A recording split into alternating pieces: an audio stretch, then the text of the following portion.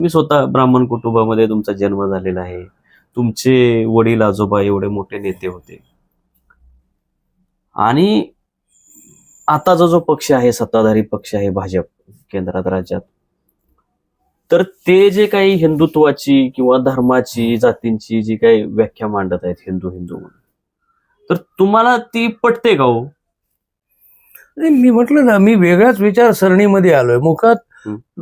चर्चा करायची म्हटली तर 1 तास त्याच्यावर करता येईल. हं. हिंदू धर्म म्हणजे काय आहे?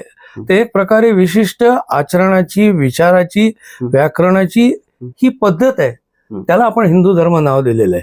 तुम्ही त्याच्यापासून फारकत करताय आणि तरी तुम्ही स्वतःला हिंदू म्हणताय, हे कसं काय? आणि शंकराचार्य सुद्धा त्यांना मान्य नाही यांचा हिंदू धर्म, भाजपचा हिंदू धर्म. आणि त्यामुळे हा केवळ त्यांचा राजकीय प्रचाराच्या करता हा, मी काल म्हटलं तसं की निवडणूक जवळ आली कुठल्याही राज्यातली की यांना मंदिरं आठवायला लागतात आणि नंतर मग ते विसरतात. असं आहे ते. बरोबर. कुणीकडनं तरी धार्मिक भावना जागृत करायचंय हे त्यांचं उद्दिष्ट आहे. मुंबईतलं जे राजगृह आहे, डॉक्टर बाबासाहेब आंबेडकरांचं ऐतिहासिक निवासस्थान आहे. मला अशी माहिती मिळाली होती महापालिकेतनं, मुंबईच्या महापालिकेतनं, की ते फेरीवाला क्षेत्रामध्ये घातलं जाणार आहे. ती लक्षवेधी सूचना मी मांडली. तर तुम्ही जातीचा उल्लेख केला म्हणून झालंय, मी ते काही बघितलं नाही. भले मी ब्राह्मण समाजात जन्म घेतला, पण आम्हाला कधी अशी ब्राह्मण अशी आजोबा वडिलांनी कधीच आम्हाला शिकवण दिलेली नाही.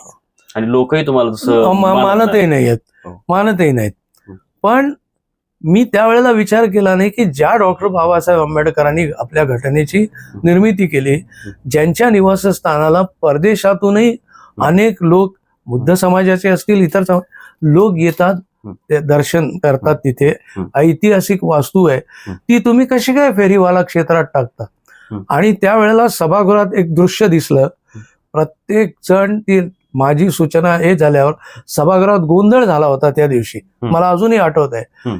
एकूण एक आमदार, कुठल्याही कोणी विचार केला नाही की मी कुठल्या पक्षाचा.